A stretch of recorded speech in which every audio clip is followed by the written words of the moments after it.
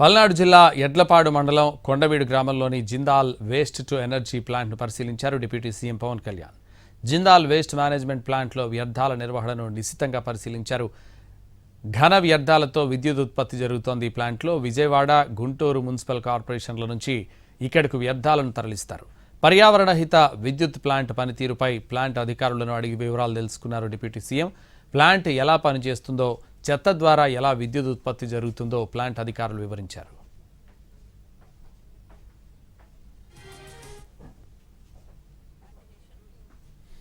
నదులు కాలుష్యం బారిన పడకుండా ఉండాలంటే ఎలాంటి చర్యలు తీసుకోవాలో చెప్పాలని Jindal waste to energy plant అధికారులను అడిగారు పవన్ కళ్యాణ్. ఈ విద్యుత్ ప్లాంట్లో ఏడాదికి 4 సార్లు ఏసీబీ రిపోర్టులు ఇస్తుందని, పీసీబీ రిపోర్టులు ఇస్తుందని డిప్యూటీ సీఎం దృష్టికి తీసుకెళ్లారు అధికారులు. మరి ఈ తరహా కాలుష్య రహిత పద్ధతులను రాజమండ్రిలోని ఆంధ్ర పేపర్ మిల్లో ఎందుకు పాటించడం లేదని అధికారులను పవన్ కళ్యాణ్ ప్రశ్నించారు.